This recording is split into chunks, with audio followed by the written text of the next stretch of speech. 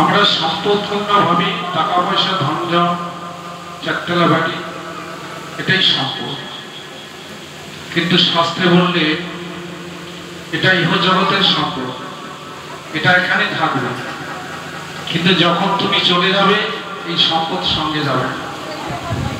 কি যাবে? যে সম্পদ তুমি সারা জীবনে রোজগার করেছ, কি সেটা হচ্ছে কৃষ্ণ ভক্তি আর হরিনাম। ওইটুকু কেউ নিতে পারবে না, ওইটুকু কেউ ভাগ পায় না, ওটা আত্মীয় স্বজন কেড়ে নিতে পারে না, ওটা ভাই ভাই ভাগ হয় না। ওই সম্পদটুকু তুমি যেদিন চলে যাবে সেদিন তো মানুষ সঙ্গে যাবে। কি বলে, যখন মানুষ মরে যায় চাঁদে জানাতে যখন কাঁধে নিয়ে যায়, কি বলে? বললে হরি হরি বল, বললে হরি হরি বল। সেদিন হরি বল ছাড়া আর কোন সম্পদ যাবে। তো এই জন্য ভগবান আমাদের এই পৃথিবীতে পাঠিয়ে দিয়েছেন কিসের জন্য? শাস্ত্রে বললে এই জগৎ সংসারে ভগবান আমাদের পাঠিয়ে দিয়েছে কৃষ্ণ ভজন করতে। কৃষ্ণ ভজিবার তরে সংসারে তাইন মিশে মায়ায় বদ্ধ হয়ে বৃক্ষ সময়। এই মায়ার দাস হয়ে সংসারে লাথি খাচ্ছি, সংসারে দ্বন্দ্ব পাচ্ছি, জ্বালা যন্ত্রণা দুঃখ এটা আমরা সংসারে পেয়ে থাকি, কিন্তু তবুও আমরা বুঝতে পারছি না কেন? মায়ার বালিশ মাথায় দিয়ে ঘুমিয়ে দিতাম, মায়া আমাদের আবরণে পর্দা দিয়ে ঢেকে রেখেছে, এই জন্য ভগবানের কাছে আমরা পৌঁছাতে পারি। এই জন্য মহাপ্রভু প্রথমে সিদ্ধান্ত দিলে যে প্রত্যেককে সাধু সঙ্গ করতে হবে। এই সাধু সঙ্গ না করলে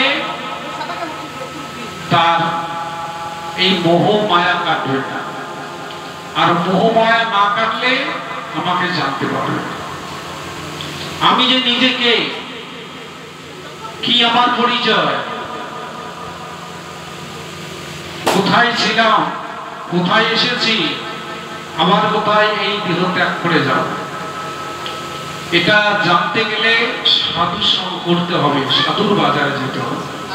কোনো মুদির দোকানে বা কোনো বাজারে এটা পাওয়া যাবে না, এটা পাওয়া যাবে একমাত্র সাধু সঙ্গে। এই জন্য মহাপ্রভু প্রথম ছেলেকে বললেন সাধু সঙ্গ। সাধু সঙ্গ সর্বশাস্ত্রে কয় লভ মাত্রে সাধু সঙ্গে আমাদের সর্বসিদ্ধি। আমরা যদি অল্প একটু সাধু সঙ্গ করি তাহলে কি হয়? সাধু গুরু বৈষ্ণবের দর্শনে যায় মনের ময়লা আর পরশে উঠে প্রেম তরঙ্গ। সাধুকে দর্শন করলে মনের আবর্জনা চলে যায়, আর যদি পরশ করা যায়, তার সঙ্গ করা যায়, সাধুর পরশে তার আবর্জনা সরে গিয়ে হৃদয়ে প্রেম সঞ্চার। নিতাই গৌরানন্দে। এই জন্য আত্মচিত্ত চেতনা যতদিন আমাদের জাগবে না ততদিন পর্যন্ত আমাদের এই চিত্ত শুদ্ধি হবে। এমন কি লাগে আইলা ভবে, এই ভবে তুমি কিসের জন্য আসলে? এমনও জন্মে হরি না ভজলে, হরি বা ভজবি কবে? এরকম মানব জন্ম পেয়ে যদি তুই হরি ভজন করতে না পারিস তাহলে কোন জন্মে হরি ভজন করবি? কারণ এই মানব জন্মটা দুর্লভ, সুতুল্য পড়েছে। দেবতার ঊর্ধ্বে দেবতারা পূজা পাচ্ছে, তবু তার জন্মটা দুর্লভ হলো না। ভগবান তার জন্মটা দুর্লভ লেখলেন না কেন? ওটা দেব দুর্লভ নয়, মানুষ জন্ম দুর্লভ জন্ম।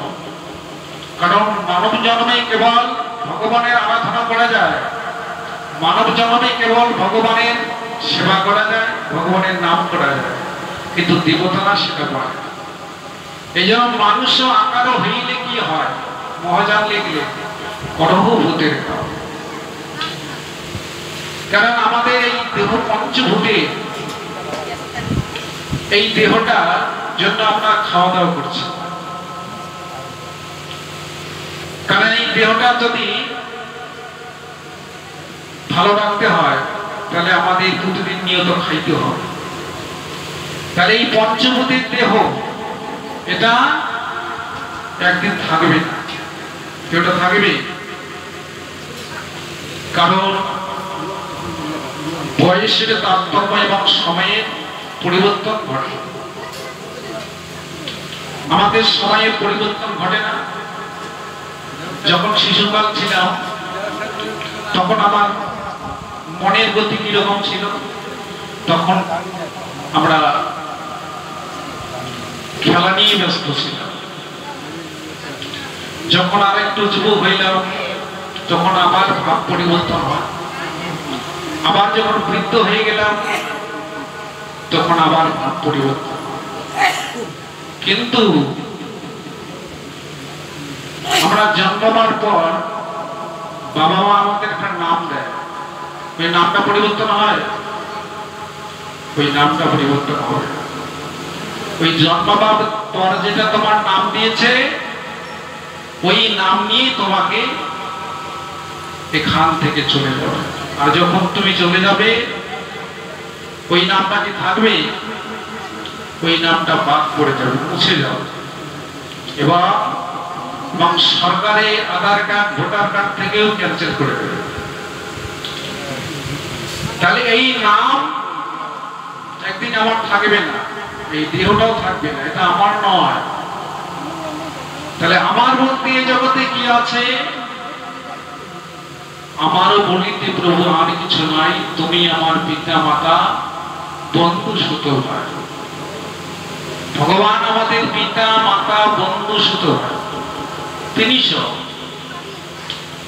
তা আমরা এখানে কিসের জন্য এসেছি? এই সংসার মেলা।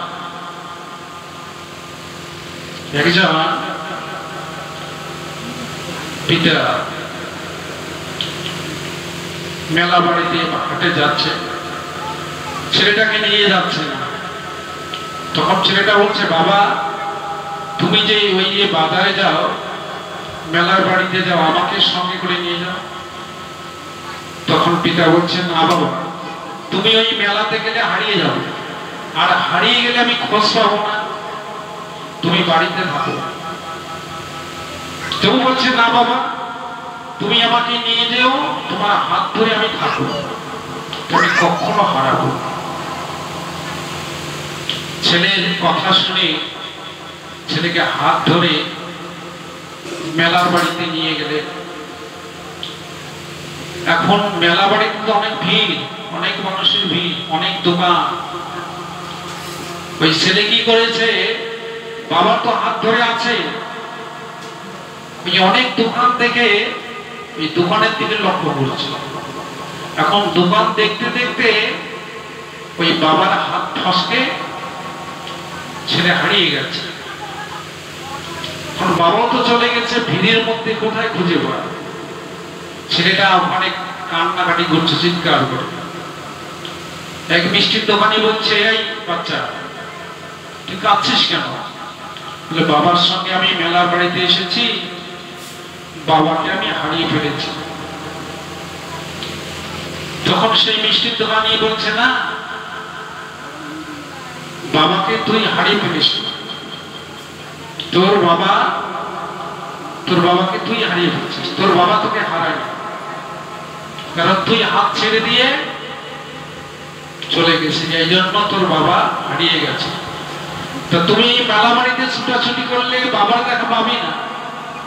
তুই যেমন কাঁদছিস তোর বাবার জন্য, তোর বাবা তোর জন্য খুঁজতেছে, বা তুই যেমন কাঁদছিস তোর থেকে বেশি কাঁদছে তোর বাবা তোকে পাওয়ার জন্য। কাজ কর, মেলা বাড়িতে ঘুরে ঘুরে করলে তোর বাবার দেখা পাবে না। তুমি এক জায়গায় দাঁড়িয়ে থাক, তোর বাবা ঠিকই এসে তোকে নিয়ে যাবে। মহাজনগণ সিদ্ধান্ত দিলেন, কি বললেন? যখন আমরা মাতৃগর্ভে ছিলাম, ভগবান শ্রীকৃষ্ণ পরমাত্মা জীবাত্মা একবার দেখা হয়েছিল। ভগবানের হাত ধরে মাতৃ জঠর থেকে এই 32টা নারীর বন্ধনে আবদ্ধ ছিলাম। ওই মাতৃ গর্ভে আমরা কি খেয়েছিলাম? মা যা খায় তার রস নারীর মধ্য দিয়ে সন্তানের মুখে যায়, তাই না? ওখানে আলাদা করে কি খাওয়াই কি না, মা যা খাচ্ছে সেই রস নারীর মধ্য দিয়ে সন্তানের মুখে যাচ্ছে। আর সন্তান ওখানে কিভাবে আছে? মল মূত্র বিষ্ঠায় পরিপূর্ণ গর্ভ অবস্থায় তিনি অবস্থান করছেন। বাবার হাত ধরে এই পৃথিবীতে যখনই ভূমিতে পড়লাম, বাবাকে হারিয়ে ফেললাম, মায়ার সংসারে পড়ে গেলাম। আর অনেক দোকান, ছেলে মেয়ে পুত্র সংসার আত্মীয় স্বজনের একটা দোকান। এই দোকান দেখতে দেখতে ওই ভগবানের কথা হারিয়ে ফেলছি এবং এই সংসারে এসে ভগবানকে আর আমরা মনে রাখতে পারি। তাই ভগবান আমাদের জন্য দুই হাত তুলে কলিতে নিতাই চৈতন্য রূপে তারা দাঁড়িয়ে আছে। ভগবান বলেন, ওরে তোরা হারিয়ে যাসনি, তোরা আমাকে ভুলে গেছিস, কিন্তু আমি তো ভুলিনি। আমরা কলিতে তোমাদেরকে উদ্ধার করার জন্য আজকে শ্রীরাম নবদ্বীপে নিতাই গৌর দুই ভাই আমরা দাঁড়িয়ে আছি। তোমরা এই সংসার থেকে, সংসারকে অতিক্রম করে আমার কাছে ছুটে আসো। কারণ এই সংসারে যদি তুমি আবদ্ধ হয়ে থাকো, সংসার করো, সংসারের গভীরে যেও না, সংসারে ডুব দিবে না। যদি তুমি সংসার সমুদ্রে ডুব দিয়ে দাও তাহলে কোনোদিন ভাসতে পারবে না। এই জন্য সাঁতার শিখতে হবে। কি সাঁতার? কেউ যদি সাঁতার থাকে, কেউ যদি সাঁতার জানে, সে ব্যক্তি কি জলে মরে? কোনোদিনও মরবে না। তা তুমি এই সংসারে সমুদ্রে সাঁতার দিতে দিতে তুমি আমার কাছে আসো।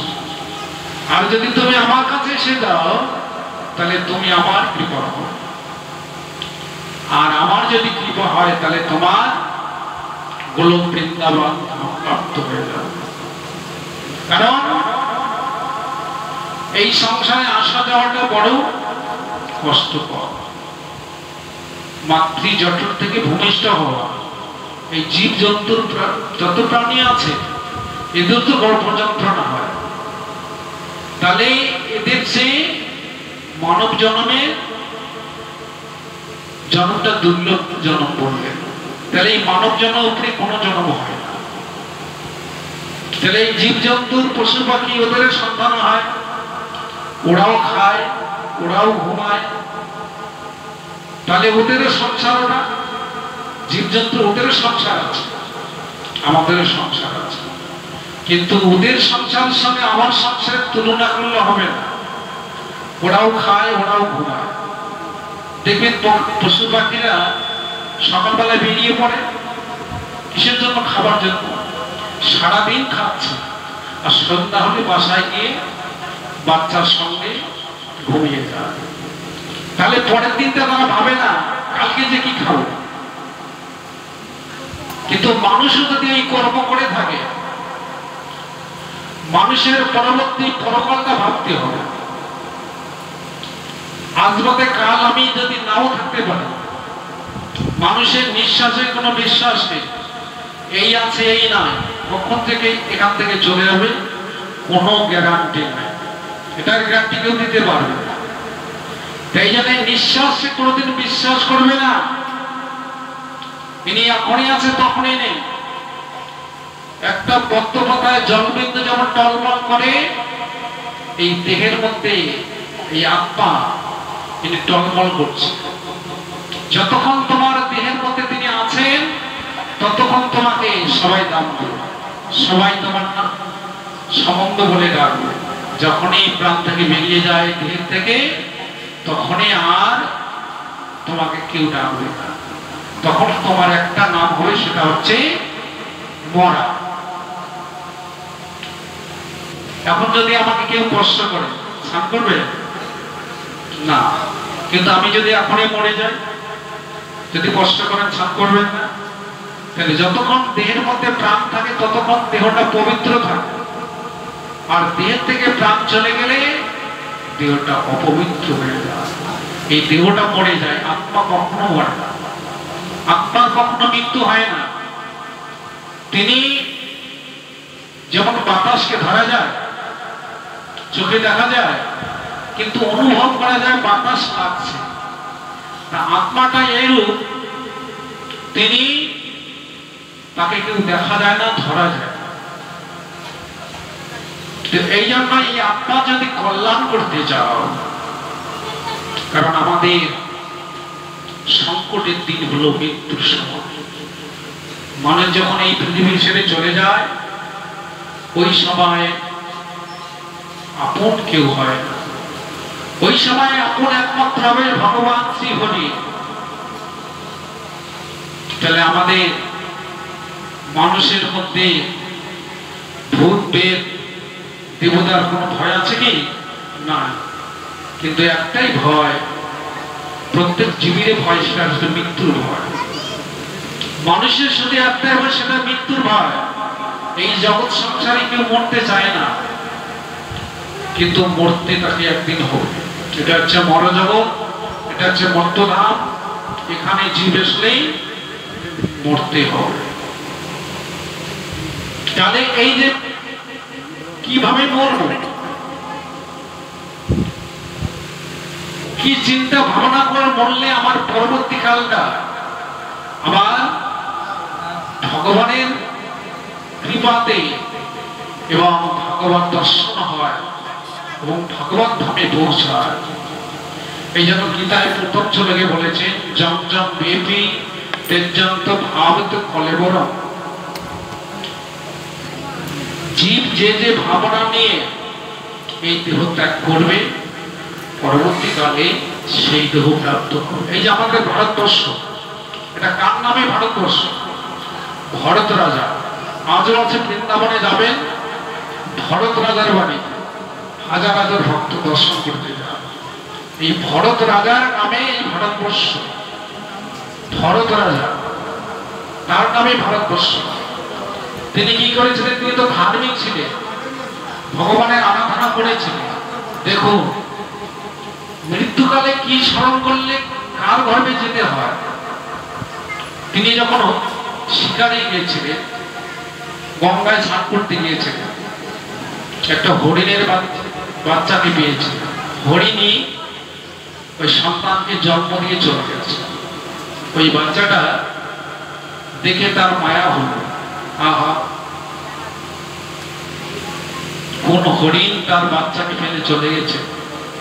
ওই বাচ্চাটাকে নিয়ে এসে বাড়িতে আদর করে যত্ন করে বড় করেছে। যখন তার মৃত্যুর সময় এসে গেল, ওই সময় তার ওই মনের প্রতিক্রমটা হরিণের দিকে গেল। আহা, ছোটটাকে মানুষ করলাম, তাকে ছেড়ে আজকে যেতে হবে। এটা মনে মনে ভাবনা করতে না করতে দেহ থেকে আত্মা বিদায়, আর যেই বিদায় নিল, তার জন্মটা হয়ে গেল হরিণের পেটে। তিনি হরিণের গর্ভে জন্ম নিয়ে বলতে পারেন যে আজকে আমি হরিণ চিন্তা করে মরে আজকে আমার হরিণের গর্ভে যেতে হবে। পরবর্তীকালটা হরিণের হয়েও হরিণ যখন শেষ করে তবে তো আবার সেই মানব হবে। সেই জন্য আমাদের মৃত্যুর সময় ভগবানের চিন্তা করতে হবে। অজামিল তার পুত্রকে নারায়ণ করে ডেকেছিলেন, বিষ্ণু তো দেশে তাকে বৈকুণ্ঠ নিয়ে গেল। সেই জন্য মরার সময়, মৃত্যুর সময় আমাদের মোহ মায়া সংসারের চিন্তা এসে যায়।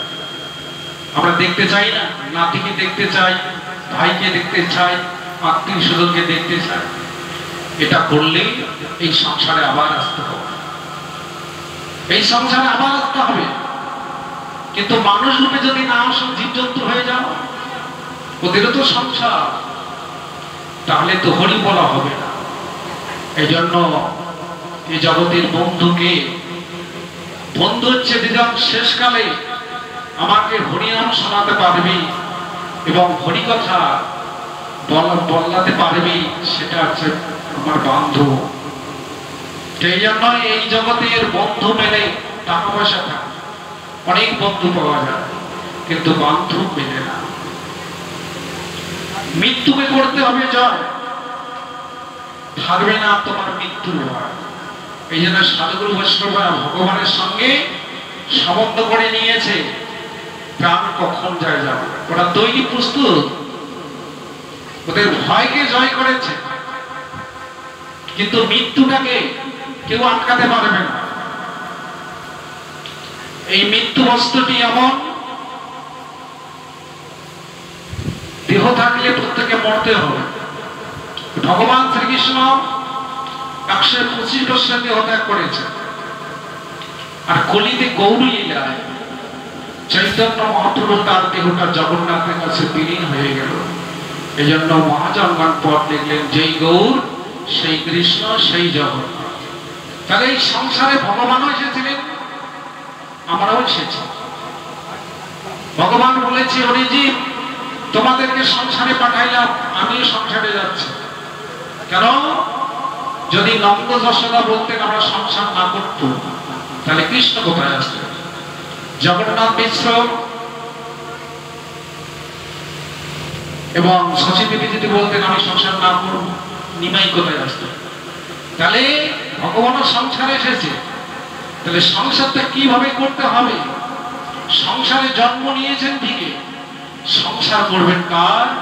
কৃষ্ণের সংসার করো ছাড়ি অনাচার। এই সংসারের যে সারবস্তু সেটাকে গ্রহণ করতে হবে। যেমন ঘি দিয়ে প্রদীপ জ্বলে, জ্বলে না? আচ্ছা, দুধ দিয়ে ঘি প্রদীপ জ্বলে? আচ্ছা, ঘিটা কোথা থেকে হয়? দুধের থেকে। তাহলে দুধের মধ্যে ঘি আছে, ওটা আমরা জানি, কিন্তু বের করতে হবে। খালি শুধু দুধ দিয়ে প্রদীপ জ্বালানো যায় না, কিন্তু ঘি দিয়ে জ্বালানো যায়। তাহলে এই সংসারের মধ্যে সারবস্তু আছে, সেটাকে জানতে হবে। সারবস্তু কোনটা? এই সংসারের সার হলো একমাত্র হরি ভজন করো, কৃষ্ণ ভজন করো। এই সারটাকে গ্রহণ করে অসারটাকে বর্জন করবো, তাহলে হবে কি? নিত্য সংসার। ওই নিত্য সংসারে সুখ এবং শান্তি দুটাই থাকবে। সুখ আর শান্তি তো দুই ভাগ, ওরা তো ঘুরে বেড়ায়, কখনো সুখ কখনো দুঃখ। কখনো সুখ চিরদিন থাকে না, দুঃখ চিরদিন থাকে। সুখের পর দুঃখ আসে আর দুঃখের পর সুখ আসে। তাহলে এই জন্য সুখ আর শান্তি আর দুই ভাই এই সারা জগতে পৃথিবীতে ঘুরে বেড়ায়। শান্তি কোথায় পাবেন? শান্তি আছে একমাত্র ভগবানের চরণ কমলে। প্রতিদিন ভগবানকে প্রণাম করে মনে শান্তি পাবে।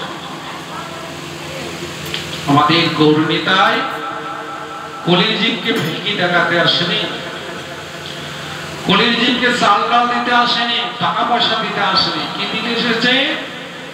কৃষ্ণ প্রেম। যে প্রেম জীব জন্তুর পশু পাখি তরুলতা সবাই পেয়ে গেল। যখন মহাপ্রভু বৃন্দাবনে যাবে, তখন এক ভক্তকে বলছে, প্রভু তুমি আমার সঙ্গে চলো বৃন্দাবনে। যখন বলছে তুমি যে বৃন্দাবনে যাবে, এই ঝাড়িকন্ডের মাঝ দিয়ে, এই জঙ্গলের মাঝ দিয়ে কত জীবজন্তুর আছে, প্রভু তোমার সঙ্গে যেতে আমাকে ভয় লাগছে। কিসের ভয়? আমি থাকতে কোনো ভয় নেই তো। মহাপ্রভু এবং ভক্তকে একজনকে সঙ্গে নিয়ে ঝাড়িকন্ডের মাঝ দিয়ে হরিনাম করতে করতে যাচ্ছে। রাস্তার ধারে একটা বাঘ শুয়েছে, সিংহবাঘ। আচ্ছা, বাঘের ধর্ম কি? মানুষকে আক্রমণ করা। এবার মহাপ্রভু তো দেখেনি যে বাঘ একটা শুয়ে আছে। যেই না বাঘের গায়ে পা পড়েছে, যে ভক্তকে সঙ্গে করে নিয়েছে তিনি তো লক্ষ্য করেছেন সর্বনাশ, মহাপ্রভু তো এই বাঘকে দেখেনি, তার গায়ে পা দিয়েছে, তাতে বাঘ তাকে আর বেঁচে রাখবে না। যেই পা পড়েছে, বাঘ কি করেছে, তাকে আক্রমণ করা দূরের কথা, বাঘটি কি করলেন, তাড়াতাড়ি করে উঠে মহাপ্রভু মানে তাকিয়েছে, ডাক্তার হাত নেই, দুটি পা তুলে মহাপ্রভুর কাছে আত্মসমর্পণ করে বলছে, প্রভু এই পশু জনম থেকে কতদিন পর মুক্তি পাব, কত অপরাধের ফল আজকে আমরা পশু জনম পেয়েছি, তুমি কৃপা করো আমার এই পশু জনম থেকে যেন আমরা মুক্তি পাই। শুধু ওটাই সিংহ নয়, ওটা থেকে হাজার হাজার জীবজন্তু ছুটে আসো মহাপ্রভু দর্শন করার জন্য। চতুর্দিকে সবাই, তাদের তো হাত নেই, পা তুলে মহাপ্রভুকে আত্মসমর্পণ করে মহাপ্রভুর কৃপা লাভ করেছিলেন ঝাড়খণ্ডের মাঝখানে নিতাই গৌরানন্দে। আজও আছে, যে জায়গায় চরণ দিয়েছিলেন সেই জায়গাটা আজও আছে। এই জন্য এই গোড়ারায়ের লীলা দেখতে পায় যারা অতি ভাগ্যবান হয়। শেষ লীলা পুরী ধামে করেছিলেন, সচিমাতা বিদায় দেওয়ার পর উড়িষ্যা প্রদেশ যারা যারা পুরী ধাম গিয়েছেন দর্শন করবেন, সেটা হচ্ছে যারা যাননি তারা উপলব্ধি করতে পারবে। এই জন্য আমাদের ধাম পরিভ্রমণ করতে হয়। আমি যে বলছি এটা উপলব্ধি করতে পারবে, যদি দর্শন করা থাকে তাহলে ওটা বুঝতে পারবে। পুরী ধামে চৈতন্য মহাপ্রভু তিনি গম্ভীরায় ছিলেন, 12 বর্ষ ছিলেন। সেই গম্ভীরা ছোট্ট একটি জায়গা, 3.5 জায়গা, ওই জায়গার মধ্যে তিনি ছিলেন, বালি ছিল না, এরকম ভেবে 12 বছর তিনি ওখানে অবস্থান করেছিলেন। ওখান থেকে জগন্নাথ দর্শন করতে, এই জগন্নাথ মন্দিরের 4টা দরজা ছিল। যে দরজাটা তিনি প্রতিদিন সে দাঁড়িয়েছিলেন সেটা হলো গরুস্তম্ভ। এই গরুস্তম্ভের মধ্যে মহাপ্রভু এসে দাঁড়িয়ে থাকে জগন্নাথকে দর্শন করার জন্য। আর যে পাথরটাতে মহাপ্রভু হাত দিয়েছিল, তার হাতের পরশে, অঙ্গ পরশে পাথরটা গলে গিয়ে তার ছাপ চিহ্ন হয়েছে, আজও আছে। মহাপ্রভু জগন্নাথকে দর্শন করে তাদের নয়ন দিয়ে অশ্রু পড়েছিল, সেই নয়নে একটা ডোবা তৈরি হয়েছিল, আজও আছে। তিনি ওখান থেকে দর্শন করে সোজা আলারনাথে চলে যেতেন। আলারনাথকে দর্শন করে মহাপ্রভু একটা পাথরের মধ্যে শুয়ে ছিল। মহাপ্রভুর অঙ্গে পরশে পাথরটা গলে গিয়ে মহাপ্রভুর সর্ব অঙ্গ ছিন্ন হয়ে আছে, আজও হাজার হাজার ভক্ত দর্শন করছে। একটা পাথর মহাপ্রভুর অঙ্গ পরশে তিনিও গলে গেল, কিন্তু আমরা মানুষ হয়ে আমাদের হৃদয়টা লোয়া হয়ে গেছে। মহাপ্রভুর লীলা স্মরণ করে আমাদের নয়নে অশ্রু হয়, কেননা আমাদের হৃদয়কে সরলতা করতে হবে। গৌরাঙ্গের গুণ গাও পূর্ণ গুণ সরল হইয়া, মনটাকে সরল করতে হবে। তারে সরল হলে কি হবে? কৃষ্ণ বলতে না বলতে নয়নে জল এসে যাবে। ভগবান কোন যুগে কাঁদেননি, সত্য পিতা তারপরেও কাঁদেননি, কিন্তু কলিতে কেন কাঁদলেন? কলির জীবকে প্রেমের বন্যায় প্লাবিত করলেন। তিনি নিজে কেঁদে জগৎকে মাতিয়ে দিলেন একমাত্র কলিযুগে। এই জন্য কলিযুগকে ধন্য কলি বললেন। কে যাবি ভাই ভব সিন্ধু পার, ধন্য কলিযুগে আজ চৈতন্য অবতার। এইরকম অবতার কোন যুগে হয়নি। তোমরা এসো হরিনামের নৌকাখানি শ্রীগুরু কান্ডারি সংকীর্তনকের আলদু বহু বাসনী। এই হরিনামের নৌকা যারা গ্রহণ করেছে কান্ডারি স্বয়ং ভগবান।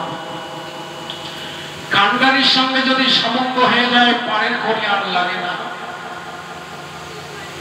বিনা করিতে তোমাকে ভবসাগর পার করে দেবে, কিন্তু তা আমরা তার কাছে যাই না।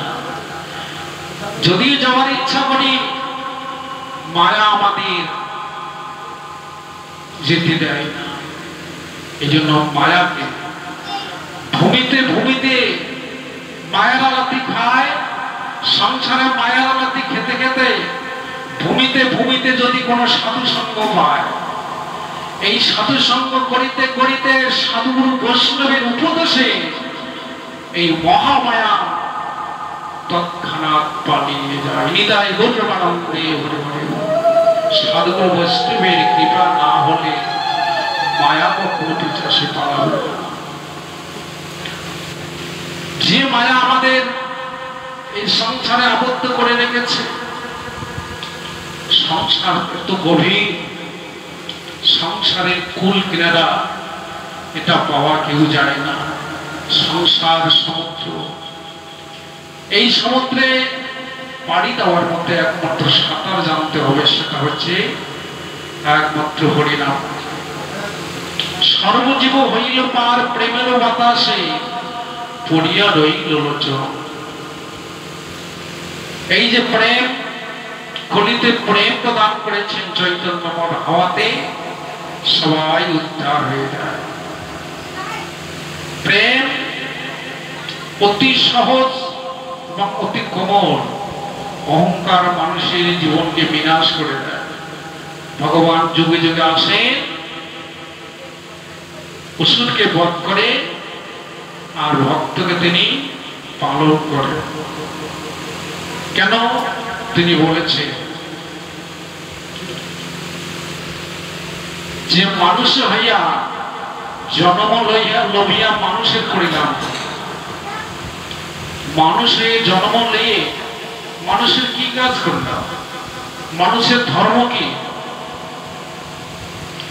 আর পশুর ধর্মই বলে। পশুর ধর্ম হচ্ছে খাওয়া, তাছাড়া ওই খাওয়ার ঘুমানো। মানুষের ধর্ম আছে, কিন্তু পশুর ধর্ম যা মানুষের ধর্ম তা, কিন্তু তার ঊর্ধ্বে আছে। পশুরাও খায়, মানুষও খায়। পশুরাও ঘুমায়, মানুষও ঘুমায়। পশুরা সন্তান দেয়, মানুষের সন্তান দেয়। মিল আছে, কিন্তু ঊর্ধ্বে একটা আছে, সেটা হচ্ছে মানুষ ভগবানকে প্রণাম করতে পারে, হরিবল বলতে পারে, কিন্তু পশুরা পারে না। এই জন্য খাওয়া, পড়া, ঘুমানো, সন্তানের মা বাবা হওয়া এটা বড় কথা।